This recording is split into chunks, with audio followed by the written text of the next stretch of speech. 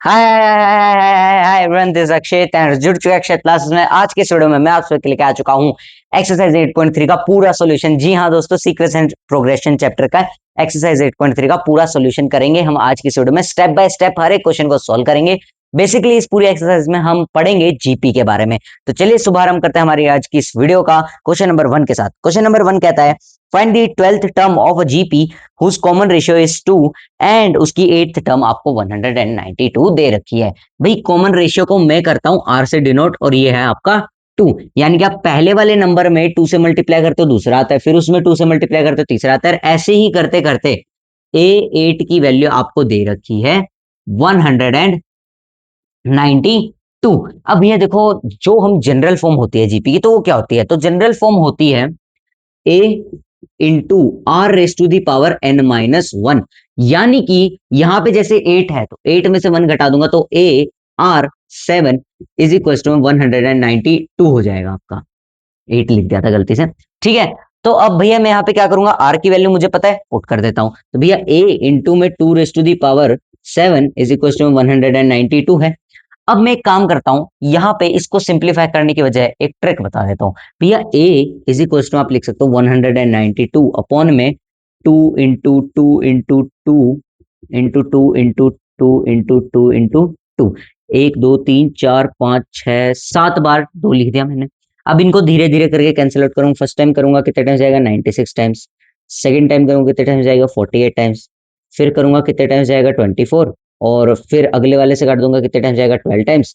फिर अगले वाले काट दूंगा कितने टाइम, 6 टाइम्स। फिर कैंसिल आउट हो जाएगा कितने टाइम्स, 3/2 आ गया आंसर। यानी कि ए की वैल्यू आपकी कितनी आ जाएगी भैया, 3/2 आपकी आ जाएगी। ए की वैल्यू कितनी आ जाएगी, 3/2 आ जाएगी, ठीक है।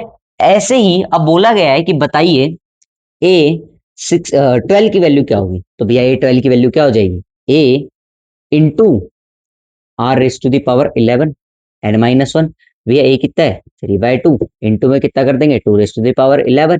अब भैया एक काम करता हूं मैं, डिवाइड में है जो यूनिट प्लेस है, जो बेस है वो क्या है, बराबर है। तो भैया क्या कर सकता हूं मैं, माइनस कर सकता हूँ ना, ऊपर वाली में से नीचे वाली। कितना हो जाएगा, 2 रेस टू दी पावर 10, यानी कि 3 into 2 raise to the power 10। This is your answer. A 12 is equal to में दिस। अब इसे और सिंप्लीफाई करना चाहते हो तो वो भी कर सकते हो। 2 रेस टू दी पावर 10 की वैल्यू होती है 1024, और 1024 का मल्टीप्लाई आप 3 में करवा दोगे तो 3 4 12 and then 1 carry and then 3072। ये आपका एग्जैक्ट आंसर आ जाएगा। नहीं तो आप सिर्फ 3 into 2 raise to the power 10 लिख के भी छोड़ सकते हो, ठीक है। ये था आपका क्वेश्चन नंबर 1। कोई ये नहीं कहेगा कि तुमने अच्छे से सिंप्लीफाई नहीं किया, मैं मार्क्स नहीं दे रहा, ठीक है। अगर तुम इतना भी लिख के छोड़ दोगे ना तो भी चलेगा। अब क्वेश्चन नंबर 2 की तरफ बढ़ते हैं। भैया क्वेश्चन नंबर 2 में कहा गया find the 10th term and the nth term of the GP 525 125 525 125 and then so on. अब इसकी मेरे को बतानी है एक तो ए 10। सबसे पहले तो ए क्या है, 5 है। अब अगर भैया मैं इसका कॉमन आर निकालू तो वो भी कितना है, 5 है। 5 5 जार 25, 25 5 जार 125, और ऐसे ही जाता जा रहा है। अब ये पहले मुझे बताना है ए 10। तो ए 10 के लिए मैं क्या करूंगा मैं ए 10 के लिए, या ए इंटू आर की पावर 9। ए इंटू आर की पावर 9। ए कितना है, 5 5 इंटू 5 की पावर 9, ठीक है। अब बेस सेम है, पावर डिफरेंट डिफरेंट है, मल्टीप्लाई में ऐड हो जाती हैं। पढ़ी है ना अलजेब्रिक आइडेंटिटीज। तो भैया जब कर देंगे तो कितना आएगा, 5 रेस टू द पावर 10, यानी कि ए 10 की वैल्यू कितनी आ गई, 5 रेस टू द पावर 10, ठीक है। और क्या कहा गया है, और कहा गया है nth टर्म की भी वैल्यू निकालो। तो भैया मुझे पता है ए क्या है, मुझे पता है आर क्या है। तो भैया ए एन जो होता है वो क्या होता है, 5 into 5 raise to the power n minus 1 हो जाएगा। अब यह बेस सेम है, पावर डिफरेंट डिफरेंट है, ऐड हो जाएंगी। इसका मतलब ए एन आपका हो जाएगा 5 raise to the power n. अब तुम लोग कहोगे भैया कैसे, तो यहाँ पे पावर क्या है, 1। अब अगर मैं 1 प्लस एन माइनस 1 करूं तो भैया प्लस का 1 और माइनस का 1 गेट कैंसिल आउट, बचेगा क्या, एन। तो भैया a n is equal to 5 raise to the power n. This is our answer. अब चलिए बात करते हैं हमारे थर्ड क्वेश्चन के बारे में। ये था आपका सेकंड नंबर क्वेश्चन। 10th बता दी थी हमने क्या है, और nth बता दी थी। A sequence is given by recursive rule. एक रिकर्सिव रूल के द्वारा एक सीक्वेंस दे रखा है, जरूरी नहीं जीपी है, जरूरी नहीं एपी है, सिर्फ सीक्वेंस है। टी1 हमें दे रखा है, और कह रखा है कि जो फॉर्म है इसकी वो है कुछ ऐसी। देखो टी1 की वैल्यू है, सबसे पहले लिख लेते हैं 2, और Tn+1 इज इक्वल्स टू में है 3Tn-2। अब देखिए यहाँ पे करना क्या है, यहाँ पे बोला ही गया है कि for n is greater than equals to 1, यानी कि या तो बड़ा लेना है या उसके बराबर लेना है। Which term of the sequence is 730, कौन सी टर्म यहाँ पे बताने की इसकी वैल्यू क्या होगी, विच इज इक्वल्स टू में 730। अब भैया ऐसे क्वेश्चंस को कैसे सॉल्व किया जाए। अब सबसे पहले मैं n से बड़ी या n 1 के बराबर या 1 से बड़ा रख सकता हूं, तो भैया मैं यहाँ पे क्या रखूंगा, 1 रख दूंगा। तो मुझे क्या मिलेगा, T2 इज इक्वल्स टू में 3 इंटू में T1, यानी कि कितना हो जाएगा, 2 हो जाएगा। T1 कितना हो जाएगा, 2 हो जाएगा, -2 कर दूंगा, यानी कि 6 - 2 ये कितना हो जाएगा, 4 आ जाएगा। पहली 2 है, दूसरी 4 आ गई। अब देखो मुझे इतना तो पता है यहाँ पे बात नहीं बनने वाली, तो मैं एक काम करता हूँ, करता जाता हूँ मैं। जैसे अभी यहाँ पे 2 पुट कर देता हूँ, एन की वैल्यू में क्या करता हूँ, यहाँ पे पुट कर देता हूँ, put n is equals to में 2। अब जैसे ही मैंने 2 पुट किया तो T3 इज इक्वल्स टू में 3 इंटू में 4 माइनस का 2, यानी कि 10 आ जाएगा। यहाँ पे भी बात नहीं बनी। अब मैं एक काम करता हूँ, एन की वैल्यू को पुट कर देता हूँ 3। तो भैया जैसे ही मैं 3 पुट करता हूँ तो T4 इज इक्वल्स टू में कितना हो जाएगा, 3 इंटू में कितना हो जाएगा, 10 -2, तो यहाँ पे कितना हो जाएगा, 28। यहाँ पे भी बात नहीं बन रही भैया। अब एक काम करता हूं, मैं T5 भी निकालता हूं, ठीक है, और T6 भी निकालता हूं। तो T5 तुम निकाल लेना, T6 में बताता हूँ क्या होगा। तो T6 जैसे मैं निकालता हूं तो 3 इंटू में कितना हो जाएगा, T5 की वैल्यू जो आएगी, T5 की वैल्यू भी निकालनी पड़ेगी T5 की वैल्यू क्या आएगी, 3 इंटू में T4 कितना है, 28, 28 के साथ मल्टीप्लाई करवा देंगे, माइनस का 2 कर देंगे, 28 के साथ अगर मैं मल्टीप्लाई करवाऊं तो कितना आएगा, 84 -2 कर दूंगा तो 82 आ जाएगा। ठीक है, अब 82 के साथ मल्टीप्लाई करवाऊंगा, -2 कर दूंगा, तो भैया जो आपका T6 है इसकी वैल्यू कितनी हो जाएगी, कितना हो जाएगा, 6 -2 यानी कि 244। तो भैया मेरे को T6 की वैल्यू पता लग गई। अब T7 निकालता हूँ, क्योंकि यहाँ पे क्या है, 730 नहीं आ रहा है। अब जो है 730 आ जाएगा, वो मुझे पता है, तुम्हें नहीं पता है, तुम्हें ऐसे सॉल्व करना है, हर एक की वैल्यू निकालोगे। अब T7 की वैल्यू क्या होगी, अगर मैं 7 पुट कर देता हूं तो भैया T7 की वैल्यू कितनी हो जाएगी, 3 इंटू में 244 -2, यानी कि जब मैं इसका मल्टीप्लाई कराता हूं तो मुझे मिल जाता है 732 -2, विच इज इक्वल टू में 730। इसका मतलब ये है कि इस सीक्वेंस की सेवंथ टर्म क्या है, 730 है। अब देखो अगर मैं चेक करूं तो T1 मेरे को दे रखा है 2, T2 दे रखा है 4, तो भैया 4/2 कितना हो जाएगा, 2 हो जाएगा। मगर 10/4 तो 2 नहीं होगा, वो तो 2.2 2.5 हो जाएगा। तो भाई ऐसे में इसको जीपी तो बना नहीं सकता, ना मैं इसको एपी कह सकता हूं। तो ये सिर्फ एक सीक्वेंस है और इसीलिए मैंने इसको ऐसे सॉल्व किया। तुम लोग सोच रहे होगे कि भैया डायरेक्ट सम वाले मेथड से या फिर AR⁻n-1 से क्यों नहीं सॉल्व किया, तो इसलिए मैंने नहीं किया। तुम एक बार चेक करो, ये सीक्वेंस ना तो जीपी है ना एपी है। चलिए भैया ये था आपका थर्ड क्वेश्चन। अब बात करते हैं हमारे फोर्थ क्वेश्चन के बारे में। फोर्थ क्वेश्चन है, which term of the GP 2618 is 4374। ठीक है, एक एपी दे रखे आपको, ये जीपी जीपी जीपी क्या है, 2618 एंड देन सो ऑन। अभी मुझे पता है ए कितना है, 2 है, भी मुझे पता है आर कितना है, 6/2 कितना हो जाएगा, 3 हो जाएगा, और 18/6 भी कितना है, 3 है। तो भैया मुझे आर की वैल्यू पता है, मुझे ए की वैल्यू पता है, और भैया जो आपका ए एन होता है इसकी वैल्यू कितनी होती है, a into r raise to the power n-1। भैया यहाँ पे n-1 की वैल्यू मुझे नहीं पता है, मुझे इतना पता है 2 इंटू आर, आर कितना है, आर कितना है 3 raise to the power n-1 is equal में कितने के 4374 के। अभी इसको 2 से मैं कैंसिल आउट कर देता हूँ तो कितना आएगा, 2 टाइम्स चला जाएगा, फिर 1 टाइम्स चला जाएगा 2 1, और उसके बाद फिर 8 देन 7। तो भैया यहाँ पे आ जाएगा 2187 इज इक्वल टू में 3 raise to the power n-1। अब देखो मैं यहाँ पे ऐसी कुछ चीज करता हूँ ना, ऐसे में फैक्टर्स इसके निकालता हूँ कि जो बेस है वो सेम हो जाए। मतलब मेरे को बेसिकली चाहिए 3 के नंबर्स में 2187 के फैक्टर्स। तो मैं एक काम करता हूँ, 2187 के फैक्टर्स साइड में निकाल लेता हूँ। ये देखो ये वर्किंग तुम्हें दिखानी पड़ेगी क्वेश्चन के अंदर, भले ही तुम रफ साइड में कर रहे हो मगर तुम्हें दिखानी है कि तुम कर भी रहे हो। ये 3 से पहले चला जाएगा कितने times, 7 times, then 2 times and then 9 times. फिर कितने से चला जाएगा, 3 से चला जाएगा कितने टाइम्स, फिर चला जाएगा फिर 2 2 2 2 2 2 6 3। उसके बाद फिर 3 से चला जाएगा कितने टाइम्स, 80 80, एक second, 7 2 2 7 2 times 6 times and then नहीं 4 243 243 एंड देन 81। देन फिर कितने से चला जाएगा, 3 से चला जाएगा, फिर 3 से कितने टाइम्स चला जाएगा, फिर चला जाएगा 81, कितने टाइम्स, 81 जा सकता है आपका 27 टाइम्स। उसके बाद फिर 3 से चला जाएगा कितने टाइम्स, 9 टाइम्स, फिर 3 से, फिर 3 से, फिर 3 से 1। अब मैं यहाँ पे देखूंगा कि 3 कितनी बार आ रहा है, तो 1 2 3 4 5 6 7, 7 टाइम्स आया, तो मैं इसको क्या लिख सकता हूँ, 3 raise to the power 7 is equal to में 3 raise to the power n-1। अब अगर बेस सेम है तो मैं इनकी पावर को कंपेयर कर सकता हूँ, तो since base are same I can compare the power. तो इसका मतलब है कि 7 इज इक्वल टू में n-1, यानी कि n की वैल्यू आपकी कितनी आ जाएगी, 7 + 1 विच इज 8। मतलब जीपी, इस जीपी की 8वीं टर्म क्या है, 4374। वैसे बता दूं ना, एक कॉन्सेप्ट 11th क्लास में, अभी 10th क्लास में भी नहीं है कॉन्सेप्ट, डायरेक्ट 11th क्लास में। सोच लो तुम लोग कितने एडवांस में चल रहे हो। चलिए फोर्थ क्वेश्चन, फोर्थ नहीं ये तो फोर्थ था, fifth question. A ball is dropped from a height of 80 meters, 80 meter की हाइट से मैं एक बॉल को फेंकता हूं, फिर वो उसकी सिर्फ 60% ऊपर उछलती है, ऐसा लिखा है, फिर उतना ही नीचे जाती है, उसके बाद फिर वो उसका 60% उछलती है और ऐसे ही वो आगे 60% उछलती जाती है। मतलब जैसे कि अगर मैं देखूं, एक सेकंड,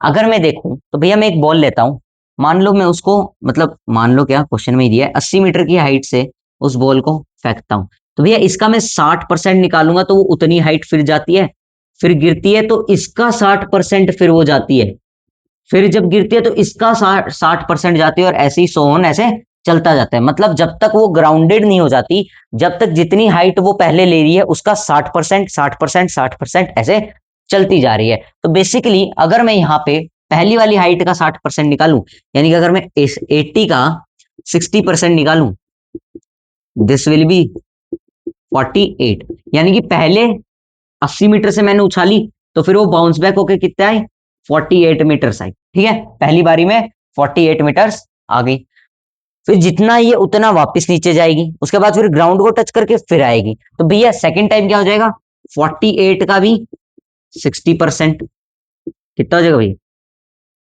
इसका हो जाएगा 28.8। हाँ, हाँ, 28.8 मीटर्स। अब मैं यहाँ पे एक चीज सोचता हूँ, क्या मैं यहाँ पे एपी बना सकता हूँ, क्या मैं यहाँ पे जीपी बना सकता हूँ। तो पहले मेरे पास क्या था, 80 था, उसको मैंने 6/10, 8 था, उसका मैंने 6/10 के साथ मल्टीप्लाई करवाया, फिर आया मेरे पास 48, तो उसका मैंने 6/10 के साथ मल्टीप्लाई करवाया। तो मतलब यहाँ पे जो टर्म मेरे को मिलके आती है, यहाँ पे मुझे क्या मिलके आया, 48 मिलके आया, तो उसका फिर मैंने 6/10 से मल्टीप्लाई करवाया, तो जीपी तो नहीं बनेगी बेटा, जीपी जीपी तो नहीं बनने वाली, जीपी तो नहीं बनने वाली। तो अब हम क्या करेंगे, ऐसे ही 60% करते करते सारी वैल्यूज निकाल लेंगे। अब जैसे यहाँ पे कितना है, 28.8 मीटर्स आ गया, सेकेंड टाइम इतना आ जाएगा। अब देखो फर्स्ट पार्ट में कहा गया है, what height does the ball reach after fifth bounce, यानी कि पांचवें बाउंस के बाद उसकी हाइट कितनी होगी। तो एक काम करते हैं, निकालते जाते हैं भाई। जब मैं निकालता जाऊंगा तो देखो फाइनल जैसे मेरे को जिस हिसाब से पता है तो हो जाएगी 6 कुछ ऐसे समथिंग आएगी। पहले निकाल लेते हैं, काम करते हैं। 28, ये कौन सा था, फर्स्ट स्टेज, फर्स्ट स्टेज पे इतनी थी, सेकंड स्टेज पे इतनी थी, अब यार थर्ड स्टेज पे कितनी हो जाएगी, 6/10, यानी कि भाई यहाँ पे कितना आ जाएगा, अपॉन में कितना, 0, जिसको अगर मैं सॉल्व करता हूँ तो भैया कितना आ जाता है, 8, देन 2 एंड देन 1728 अपॉन, यानी कि 17.28 मीटर्स, 17.28 मीटर। पहले 48, फिर 28, फिर 17.28, और ऐसे ही मैं इसको आगे आगे और सॉल्व कर लेता हूँ, और इसकी वैल्यूज में यहाँ पे निकाल लेता हूँ। तो और वैल्यूज क्या हो जाएंगी, तो आज देखो निकालता हूँ। सबसे पहले मैं फोर्थ स्टेज की निकालूंगा, तो मैं फोर्थ स्टेज की भी निकाल सकता हूँ। 7.28 इंटू में 6/10 कर दूंगा, तो ये आ जाएगा समथिंग समथिंग 10.368 के बराबर। ठीक है, तो फोर्थ स्टेज पे इतनी हाइट हो जाएगी। अब भैया फाइनली फिफ्थ स्टेज की बारी, तो यहाँ पे मैं इसका 60% निकालता हूँ, इसका मतलब 10.368 इंटू में 6/10 कर दूंगा, तो ये आ जाएगा 6.2208 मीटर्स, और यही चीज आपको निकालनी है। ठीक है, तो भी यहाँ पे क्या हो रहा है, कोई सीक्वेंस अच्छे से फॉर्म हो नहीं रहा है, मतलब जीपी या एपी नहीं बन रहा है। अगर वो फॉर्म होता तो मैं निकाल सकता था फॉर्मूले के हिसाब से, मगर यहाँ पे हमें कुछ ऐसे इसको सॉल्व करना पड़ेगा। चलिए भैया, आप बात करते हैं इसके सेकंड पार्ट के बारे में। What is the total vertical distance the ball has travelled the time it hits ground for the sixth time, यानी कि जब वो छठी बार ग्राउंड को टच करेगी, जब तक का डिस्टेंस कितना हो जाएगा टोटल उसका, तो वो हमें बताना है। तो इसके लिए मैं क्या करूंगा भी, सबसे पहले मैं क्या करूंगा, यहां पे लिख लेता हूं सेकंड पार्ट के लिए 80 प्लस 48 प्लस 48। 48 को दो बार क्यों भाई, एक बार तो 48 ऐसे जा रही है, एक बार नीचे आ रही है वापस, ठीक है। प्लस कर दूंगा 28.8 प्लस 28.8, उसके बाद फिर ऐड कर दूंगा 17.28 प्लस 17.28, उसके बाद फिर ऐड कर दूंगा मैं 10.368 प्लस 10.368, उसके बाद फिर मैं आगे ऐड कर दूंगा कितना 6.2208 प्लस 6.2208, और इसको जैसे आप सोल्व करोगे तो आपको टोटल डिस्टेंस मिल जाएगा। इसका आंसर आपसे मेरे को कमेंट एरिया में बताओगे, मैंने बता दिया कैसे सोल्व करना है। अब बात करते हैं इसी क्वेश्चन के और भी पार्ट्स हैं तो उनकी बात कर लेते हैं भाई, और भी अगर कोई पार्ट्स हैं तो उनकी बात कर लेते हैं। तो भाई इस क्वेश्चन के और पार्ट्स नहीं, इस क्वेश्चन के और पार्ट्स नहीं। चलिए बात करते हैं हमारे नेक्स्ट क्वेश्चन, सिक्स्थ क्वेश्चन के बारे में। तो सिक्स्थ क्वेश्चन क्या कहता है, सिक्स्थ पार्ट कहता है आपका which term of the sequence 2 2 √2 4 is 128। 2 2 √2, उसके बाद फिर 4। अब चेक करेंगे सबसे पहले क्या ये जीपी है, क्या ये जीपी है, क्योंकि एपी नहीं हो सकता, इतना तो मुझे पता लग गया, इतना तो देखते ही पता लग गया कि भैया एपी तो नहीं हो सकता। जीपी के लिए चेक करेंगे तो भैया 2 √2/2 अगर मैं सोल्व करूँ कितना आएगा, √2 आएगा। अब अगर मैं 4/2 √2 सोल्व करूँ तो भैया कितना आएगा, 2/√2। और अब तुम लोग कहोगे कि भैया जीपी तो फॉर्म हो ही नहीं रही, तो अब कैसे निकाल सकते हैं, तो यहाँ पे जीपी फॉर्म होगी। अब तुम कहोगे कैसे, तो 2/√2 √2 के बराबर तो है नहीं, अरे 2 के बराबर है। मैं अगर एक काम करता हूँ, रैशनलाइजेशन नाम की एक चीज होती है, तो उसके लिए मैं क्या करता हूँ, √2 का ऊपर मल्टीप्लाई करवा देता हूँ, √2 का नीचे मल्टीप्लाई करवा देता हूँ। कितना आएगा, 2 √2/2, 2 से 2 कैंसिल आउट, कितना आया, √2 आया कि नहीं आया, √2 आया कि नहीं आया। तो इसका मतलब क्या है, जो आपका रेशियो है, जो आपका रेशियो है वो कितना है, √2 है। भैया रेशियो कितना है, आर कितना है, √2 है। और भैया आपका जो ए है वो कितना है, 2 है। अब भैया ए एन जो होता है, ए एन को 128 मान लिया, क्योंकि बताना है हमें है कि नहीं है। अगर कोई नेचुरल नंबर आया तो है, और अगर कोई होल नंबर आता है या फिर फ्रैक्शन फॉर्म में आता है, डेसिमल फॉर्म में आता है, तो भैया आंसर गलत हो जाएगा, मतलब 128 नहीं है बेसिकली। तो अब देखिए a r n -1 is equal to कितना ले लिया हमने, 128, यानी कि 2 × √2 raise to the power n-1 is equal to 128। इस 2 का उधर जाके मल्टीप्लाई करवा देते हैं, यानी कि √2, इसको इसके साथ कैंसिल आउट कर देते हैं, इसे कितना है 64, यानी कि √2 n-1 इज इक्वल टू में 64 है। भैया इस √2 को मैं लिख सकता हूँ 2 × यानी कि हाफ का मल्टीप्लाई इसमें हो जाएगा, तो भैया मैं लिख सकता हूँ 2 × n-1/2 इज इक्वल टू में 64। 64 को मैं कैसे लिख सकता हूँ भैया, 64 को मैं लिख सकता हूँ 2 × 6। अब भैया जैसे बेस सेम हो गए तो मैं इनको कंपेयर कर सकता हूँ, यानी कि n-1/2 इज इक्वल टू में 6, इसका मतलब n-1 इज इक्वल टू में 12, इसका मतलब n की वैल्यू आपकी कितनी आ जाएगी, 13 आ जाएगी। मतलब ये है कि जी हाँ दोस्तों 128 क्या है, इस सीक्वेंस के अंदर आता है, और कौन सी टर्म है, 13th टर्म है। अब बात करते हैं हमारे सेवंथ क्वेश्चन के बारे में, जो फैक्टोरियल बेस्ड क्वेश्चन है। इसके लिए क्या कीजिए, आप एक काम कीजिए, अपनी बुक उठाइए, बुक में पेज नंबर 194 खोल लीजिए, अच्छे से एक बार क्वेश्चन को रीड कीजिए। कर लिया, ठीक है। अब नीचे देखिए जो फिगर दे रखा है उसको भी अच्छे से देख लीजिए, देख लिया। अब कॉन्सेप्ट समझिए, फिगर में हो क्या रहा है, फैक्टोरियल कैसे हो रहा है। सबसे पहले मेरे पास एक स्क्वायर था पूरा बड़ा, स्टेज 0 पे आपकी बुक में एक बड़ा सा लाल रंग का स्क्वायर है। अब मैंने क्या किया, इसकी हर साइड को 3 बराबर भाग में बांट लिया, 3 बराबर भाग में से करके बांट लिया, और फिर उनको ऐसे ज्वाइन कर दिया। भैया उनको मैंने क्या किया, ज्वाइन भी कर दिया। और जो ये बीच वाला पार्ट था, ये जो बीच वाला पार्ट था, इसको मैंने हटा दिया। जो तुम्हारा ब्लैक वाला व्हाइट वाला पार्ट है ना, ब्लैंक पार्ट जो है एकदम अंदर वाला, तो वैसे ही मैंने क्या किया, हटा दिया। फिर मैंने क्या किया, ये जो छोटे छोटे बगल बगल में स्क्वायर बने, इनके साथ भी सेम किया, हर साइड का 3 बराबर भाग में डिवाइड करना, फिर उनको ज्वाइन करना, फिर बीच वाले पार्ट को गायब कर देना। सेम चीज मैंने यहाँ पे की, इस वाले पार्ट को गायब कर दिया, सेम यहाँ पे की, ये ब्लैंक हो गया, ये ब्लैंक हो गया, सेम चीज यहाँ पे, सेम चीज यहाँ पे, और सेम चीज यहाँ पे। फिर मैंने क्या किया, फिर जो यहाँ पे ये स्क्वायर्स आ रहे हैं, फिर इनके साथ भी सेम हरकत की, मतलब इनके साथ भी सेम चीज की। सेम चीज कैसे, 3 इक्वल भाग में डिवाइड किया, बीच वाले पार्ट को हटा दिया, वो हो गया फिर आपका स्टेज 3। तो भैया ऐसे ही आपको एक फैक्टोरियल दे रखा है, अगर आप गौर से देखें तो बुक में ऐसे ही। इसको कहते हैं, क्या अजीब सा नाम है यार, सिरपिंस्की स्क्वायर कारपेट। फर्स्ट वाले में कहा गया है how many red squares are there in stage 0 to stage 3। यानी कि स्टेज 0 से अगर मैं स्टेज 3 तक की बात करूं तो कितने नंबर ऑफ कारपेट्स हैं, मतलब कि बेसिकली बात यह है, पहले वाले में कितने हैं, पहले वाले में स्टेज स्टेज 0 के अगर मैं बात करूं कितने हैं, स्टेज 0 में है 1, स्टेज 0 में 1, क्योंकि भैया वहां पे तो ब्लैंक पार्ट है ही नहीं, एक पूरा बड़ा स्क्वायर ही है। अगर मैं बात करूं स्टेज 1 की, तो यहां पे मैं देख सकता हूं टोटल मैंने 9 पार्ट्स किए, उसमें से एक ब्लैंक हटा दिया, तो बचे कितने, 8। तो कितने पार्ट्स है भैया, मेरे पास है पूरे 8 पार्ट्स, पास है पूरे 8 पार्ट। अब देखिए स्टेज 2 के लिए सबसे पहले मैं इसको कैसे लिख सकता हूं, इसे मैं लिख सकता हूं 8 raised to the power 0, इसको मैं लिख सकता हूं 8 raised to the power 1। अब मैं यहाँ पे देख रहा हूं, यहाँ पे मैंने स्टेज 0 लिया, यानी कि ए 0 लिया, तो यहाँ पे 0 आ गया, यहाँ पे 1 लिया तो यहाँ पे 1 आ गया। अब मैंने यहाँ पे 2 लिया, तो क्या मैं इसे लिख सकता हूँ 8 raised to the power 2, यानी कि 64।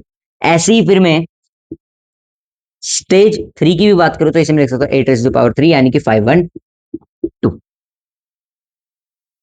ओके ओके, ठीक है। सेकंड वाले में कहा गया है can you predict the number of red squares in stage 4 and stage 5 में कितने होंगे। तो भैया इसी सेम कॉन्सेप्ट के साथ मैं बता सकता हूं, भैया यहां से आपका सेकंड का पार्ट सॉल्व हो जाता है। स्टेज 4 में 8 raised to the power 4 होंगे, और स्टेज 5 में 8 raised to the power 5 होंगे। इस कॉन्सेप्ट के साथ मैं ये चीज बता सकता हूं, ठीक है। थर्ड वाले में कहा गया है can you find the rule of the number of red squares at the nth stage पे कितने होंगे, ठीक है। पहले लिखेंगे एक्सप्लिक्ट फॉर्मूला, तो एक्सप्लिक्ट एक्सप्लिक्ट क्या हो जाएगा भैया आपका, एक्सप्लिक्ट हो जाएगा 8 an इज इक्वल टू में 8 raised to the power n, ये हो गया एक्सप्लिक्ट। दूसरा कहा गया रिकर्सिव भी निकालो, तो भैया रिकर्सिव के लिए मैं क्या कर सकता हूं, रिकर्सिव के लिए मैं देख सकता हूं स्टेज 0 में यह बनाया, पहले वाले में क्या आया, पहले वाले में क्या आया, A1 मान लेते हैं, कितना है बनाया A0, मतलब A0 में। अब यह A1 की अगर मैं बात करूं तो A1 की अगर मैं बात करूं तो A1 क्या हो गया, A1 क्या हो गया, A1 क्या हो गया, A1 हो गया, यह A1 हो गया आपका A1 - 1 plus plus plus plus नहीं, मल्टीप्लाई बाय 8, ठीक है, मल्टीप्लाई बाय 8। तो भैया मैं यहाँ पे क्या कर रहा हूँ, A1 को क्या लिख रहा हूँ, AN - 1 मल्टीप्लाई बाय 8 में यहाँ पे लिख रहा हूँ। तो ठीक है, मैं इसको कैसे लिख सकता हूँ भैया, AN इज इक्वल टू में AN - 1 मल्टीप्लाई बाय 8, ये हो गया आपका रिकर्शन। अब ये बात करते हैं आगे, तो आगे क्या कहा गया है, आगे कहा गया है suppose the area of the square in stage 0 is 1 square units, what is the area of the red region in stages 1, 2 and 3? What will be the area of the red region in stages 4 and 5? पहले पूछा गया 1, 2, 3 का निकालो, उसके बाद फिर पूछा गया 4 and 5 का निकालो, उसके बाद फिर कहा गया explicit as well as recursive formula निकालो for the nth stage.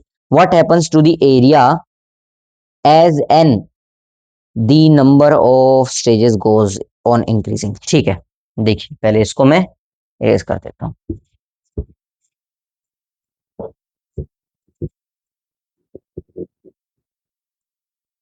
Stage 0 में, स्टेज 0 में कहा गया है कि जो एरिया है वो है 1 स्क्वायर यूनिट, यानी कि पूरा एक स्क्वायर। तो अगर मैं इस हिसाब से बता सकता हूँ कि स्टेज 1 में जो एरिया होगा वो क्या हो जाएगा, 8 पार्ट 9वें पार्ट में से, यानी कि जो टोटल कितने पार्ट्स हैं, टोटल तो कितने हैं 9 पार्ट्स हैं, उसमें से 8 पार्ट्स को मैं गिन रहा हूं। तो भैया इसको मैं ये भी तो लिख सकता हूँ 8/9 raised to the power 0, और इसको मैं ये भी तो लिख सकता हूँ 8/9 raised to the power 1। तो भैया ऐसे ही मैं स्टेज सेकंड के लिए 1 के लिए होगा, स्टेज सेकंड के लिए मैं क्या कर सकता हूँ 8/9 रेज टू द पावर 2 यानी कि 64/81। और भैया स्टेज 3 के लिए मैं क्या कर सकता हूँ 8/9 का क्यूब कर सकता हूँ। भैया क्या कर सकता हूँ क्यूब कर सकता हूँ, कितना हो जाएगा 512/729। ऐसे ही फोर्थ के लिए मैं क्या कर सकता हूँ 8/9 रेज टू दी पावर 4। और फिफ्थ के लिए मैं क्या कर सकता हूँ भैया 8/9 raise to the power 5। These are your answers. अब कहा गया है एक तो हमें एक्सप्लिक्ट फॉर्मूला निकालना है, एक्सप्लिक्ट फॉर्मूला निकालना है। तो एक्सप्लिक्ट के लिए सिर्फ मैं एक्स लिख रहा हूँ, आगे डॉट डॉट डॉट कर देता हूँ। इसके लिए मैं क्या कर सकता हूँ भैया, इसके लिए मैं कर सकता हूँ a n is equals to में 8/9 raise to the power n. और अब मुझे चाहिए रिकर्सिव, तो रिकर्सिव के लिए मैं क्या कर सकता हूँ भैया, मैं एक की कॉन्सेप्ट पकड़ता हूँ। पहला था स्टेज 0 पे 1, मेरे को निकालना था स्टेज 1। तो मैंने क्या किया, जो एन की वैल्यू है -1 करके उसमें 8/9 से मल्टीप्लाई करवा दिया। ठीक है, यहाँ पे ए जैसे ही बात करें A0 हमें दे रखा है कितना 1। अभी हम मेरे को निकालना था A1 which is equals to में मैं क्या कह सकता हूँ भैया, इसको मैं कह सकता हूँ A1 - 1 मल्टीप्लाई बाय 8/9। 1 - 1 कितना हो गया A0, वो कितना आपका 1 है, इसका मल्टीप्लाई करवा देंगे 8/9 के साथ, तो कितना आ जाएगा 8/9 आ जाएगा। क्या आंसर यही था। हाँ, तो भैया मैं क्या कह सकता हूँ AN = AN-1 इंटू में 8/9 अगर मैं कर दूं तो दिस इज योर फॉर्मूला। और इसी के साथ हमारे एक्सरसाइज होते हैं यहाँ पे खत्म। कल की वीडियो में हम पढ़ेंगे हमारी end of the chapter exercise के बारे में। लाइक जरूर करने ना कर लेना यार, और चैनल सब्सक्राइब कर लेना, बेल आइकन को प्रेस कर लेना। और अगर आपको चाहिए full explanation of this chapter तो आप इसी प्लेलिस्ट में जाकर देख सकते हैं। Bye bye bye, good night everyone.